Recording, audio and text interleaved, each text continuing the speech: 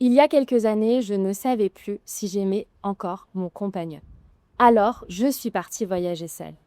Aujourd'hui, dans cette vidéo, j'ai envie de vous raconter l'une des décisions les plus importantes de ma vie. Quand on pense à une femme qui part voyager seule, on s'imagine souvent qu'elle part après une rupture, comme pour tourner la page. Pour moi, ça s'est passé complètement à l'inverse. Je suis partie alors que j'étais encore en couple, mais je me sentais complètement perdue. Je ne savais plus ce que je ressentais et je n'arrivais pas à prendre une décision. Et le pire, c'est que j'avais l'impression de m'être complètement oubliée. Je ne me reconnaissais plus. Aujourd'hui, avec le recul, je peux vous dire que ce voyage ne m'a pas non seulement permis de me retrouver, il a aussi complètement changé ma vie.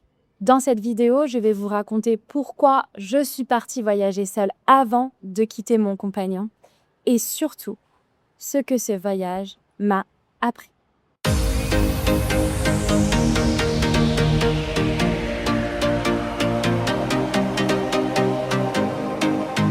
À cette époque-là, je ne me reconnaissais plus du tout. J'avais développé énormément d'anxiété et je faisais même des crises d'angoisse qui étaient assez nouveaux pour moi. J'ai toujours eu un profil anxieux, mais les crises d'angoisse, c'était nouveau et je pense que c'était là parce qu'en fait, j'avais le cul entre deux chaises. Je ne savais pas quoi faire. Je passais mon temps à hésiter entre partir ou rester.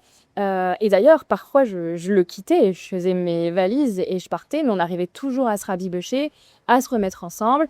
C'était reparté pendant quelques jours, voire quelques semaines. Et puis après, au bout d'un moment, on retombait dans un schéma malsain, voire toxique. Et donc moi, dans mon anxiété, dans mes questions existentielles, etc. Et le pire, c'est que je croyais que le problème venait de moi.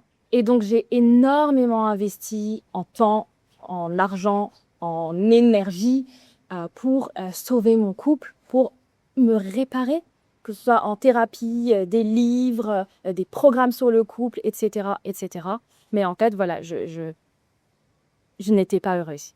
Ça faisait plus de 3 ans qu'on était ensemble avec mon mec et ça faisait des mois que j'étais dans cet état-là, en fait. Et à un moment donné, je me suis dit que ça ne me pouvait plus durer, qu'il fallait absolument que je prenne une décision pour moi, pour me retrouver, en fait, pour respirer. Je me suis dit que j'avais besoin d'un bol d'air frais parce que j'avais vraiment cette anxiété qui me bouffait de l'intérieur et j'avais l'impression de ne plus respirer. Et donc, je me suis dit, là, il faut vraiment que je m'éloigne de cette situation pour me retrouver, en fait, pour retrouver une clarté mentale et stopper cette spirale de je sais pas où ce que je veux faire, on se quitte, on se remet ensemble. J'avais besoin de stopper mon anxiété et mes questions existentielles, en fait. Ça n'a pas été facile, bien au contraire. Déjà parce que bah voilà, l'anxiété, si vous en vivez, vous savez ce que c'est. Souvent, ça nous paralyse, ça nous fait procrastiner les actions importantes pour nous, les choix qu'on doit faire. Donc en fait, ouais, mon anxiété me faisait procrastiner et donc j'avais du mal à acter ma décision. Déjà de moi à moi et ensuite de moi à lui.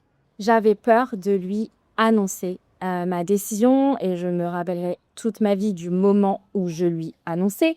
On était au restaurant, on était en train de déjeuner. J'avais une boule au ventre, vous n'avez même pas idée. Je savais qu'il fallait que je dise, je savais que c'était ce moment-là parce que je ne faisais que procrastiner depuis des jours. Et donc là, je m'étais dit, bon là, ce jour-là, au resto, je lui dis. J'ai respiré un bon coup et j'ai utilisé les principes de la CNV, de la communication non violente, pour lui dire, sauf que bien évidemment, sa réaction a été très dure. C'était hyper challengeant pour moi. C'était, voilà, on était en face à face et je me souviens que c'était difficile, qui m'a fait énormément culpabiliser. Mais mon choix était fait, en fait. J'avais choisi, je savais que je partirais quoi qu'il en décide, en fait. Quoi qu'il en pense, je savais qu'il fallait que je le fasse parce qu'en fait, j'avais décidé de me choisir. Je m'étais dit, cette fois, je me choisis moi. Donc, il n'a pas eu trop le choix d'accepter, mais en fait, ce qui s'est passé, et c'est assez rigolo quand même quand on y pense, c'est qu'après, il était redevenu l'homme dont j'étais tombée amoureuse. Il était attentionné, à l'écoute, tout était devenu parfait. Donc, même moi, ça me disait un peu, t'es sûre que tu veux partir? Enfin, voilà. Et puis en plus, mon entourage, parce que j'ai commencé à l'annoncer, et mon entourage ne comprenait pas que je puisse partir sans lui, en fait. Il trouvait ça complètement bizarre. Donc régulièrement, il me fallait revenir en mon centre, revenir écouter mon intuition, mon cœur, mon élan en fait. Que je me fasse pas alpaguer par les croyances des uns et des autres, par le comportement de mon mec ou de ce que les autres pensent. Il fallait que je revienne en mon centre, à mon intuition qui me disait « Marcy, tu as besoin de partir pour te retrouver ». Et donc, j'ai commencé à organiser mon voyage. Je me souviens que même ça, c'était difficile parce que là, d'autres peurs arrivaient. Des peurs légitimes quand on part voyager seule en tant que femme, bien évidemment. Et je me souviens d'ailleurs qu'à ce moment-là, je me suis pris un programme pour m'aider à organiser mon voyage et dépasser mes peurs. Comme quoi, j'avais vraiment décidé de me choisir à ce moment-là. Et donc, fin septembre 2023, je suis partie plusieurs semaines en backpack en Europe de l'Est. Et dès mon atterrissage à Budapest, mon énergie a complètement changé. Je me souviens rien que du trajet en taxi de l'aéroport jusqu'à mon studio, j'avais réservé un Airbnb. Rien que ça, je me souviens regarder par la fenêtre et respirer à nouveau en fait. Respirer, ressentir de la gratitude. Pourquoi ? Parce que j'avais de l'espace. J'avais de l'espace physique déjà, mais aussi de l'espace mental. Très vite, mon mental s'est apaisé. Et j'avais pas besoin de méditer matin, midi et soir. Non, en fait, tout ce que j'avais à faire, c'était de vivre. Et là, j'étais en voyage solo. Et tout ce que j'avais à faire, c'était de vivre le moment présent. De faire ma touriste, de me faire kiffer, de faire des choses qui me faisaient kiffer. Et donc oui, mon mental s'est apaisé. Et j'étais même plus focalisée sur la grande question. Est-ce que je quitte mon compagnon ou pas ? Cette question était passée au second plan, j'y pensais même pas. Là, tout ce qui comptait pour moi, c'était moi. Me focaliser sur moi, me retrouver, me reconnecter à mes besoins, me reconnecter à mes envies, m'apporter du bien-être en fait, me faire kiffer. Avant mon départ, mon cerveau tournait en boucle sur qu'est-ce que je fais ?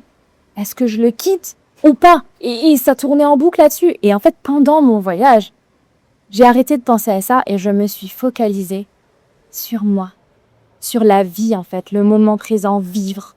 Je me suis reconnectée à des choses qui me faisaient plaisir à moi. J'ai rencontré plein de personnes du monde entier, des hommes et des femmes, de personnalités complètement différentes. Et ce qui a été génial, c'est que j'ai pu constater qu'il y avait effectivement des relations dans lesquelles je me sentais authentique en fait. Libre, légère, respectée, écoutée. Et en fait, petit à petit, au fur et à mesure des jours, et très vite en plus, j'ai retrouvé la femme que j'étais. Je me suis retrouvée. J'ai retrouvé ma personnalité, mes qualités, ma joie de vivre en fait, mes passions que j'avais complètement oubliées. Et donc plusieurs semaines après, je suis rentrée beaucoup plus ancrée, beaucoup plus centrée. J'ai retrouvé mon compagnon et quelques mois plus tard, je l'ai quitté. Et en fait, la décision a été évidente. Il n'y avait plus du tout d'hésitation. C'était une décision évidente. Donc en fait, le voyage, ce qu'il m'a un peu apporté, je pense, c'est qu'il a fait tomber toutes les pièces du puzzle pour les replacer petit à petit. Ça a un peu continué même à mon retour, en fait, pour finalement créer une évidence à l'intérieur de moi. Donc, la rupture a bien évidemment été difficile, comme beaucoup de ruptures. Ça n'a pas été facile. J'ai eu beaucoup de tristesse, beaucoup de colère, etc. Par contre, la clarté était là. Je ne souffrais plus de je fais quoi, est-ce que je le quitte, est-ce que je le quitte pas, etc. Non, j'avais retrouvé ma clarté et donc ma décision de partir était évidente. Et ça a enlevé beaucoup d'anxiété. Il y a vraiment une différence entre l'anxiété et les autres émotions comme la tristesse, etc. La tristesse, c'est une émotion, c'est une belle émotion. Moi, j'adore la tristesse. J'en parle dans d'autres de mes vidéos. C'est une tristesse, voilà, où on se laisse traverser par elle. Donc, j'ai eu beaucoup de tristesse. Par contre, l'anxiété, souvent, elle est paralysante.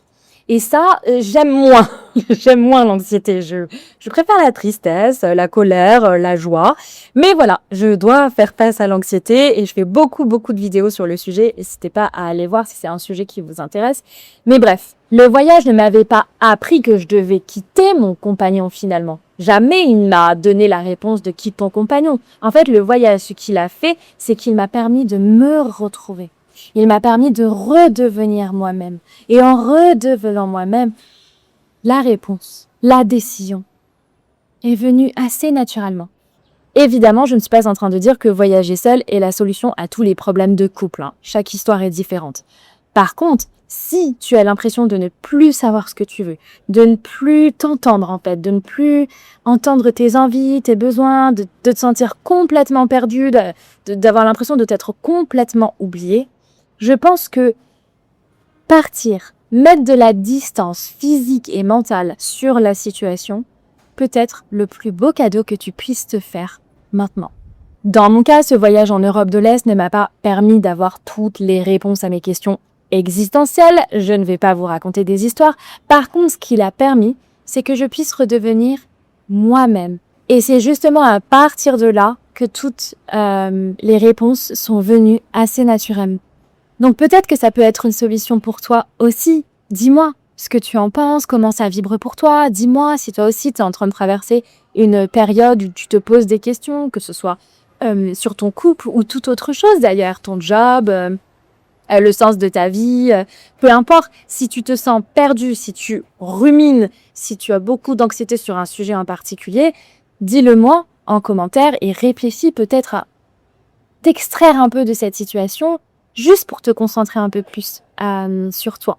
Et si tu as envie qu'on papote ensemble, en ce moment, j'ai ouvert des créneaux pour papoter avec vous. C'est complètement offert. Mon objectif, c'est de savoir ce que vous traversez en ce moment, vos blocages, vos peurs, vos besoins. En fait, savoir ce dont vous avez besoin pour pouvoir traverser ça et vous sentir mieux pour que je puisse vous proposer du contenu qui va vraiment vous aider. Je te mets le lien dans la description et n'hésite surtout pas à réserver un moment. Ça me fera énormément plaisir. Et puis si je peux te partager des clés, des conseils, des outils, ce sera avec grande joie. En attendant, je te dis à la prochaine vidéo.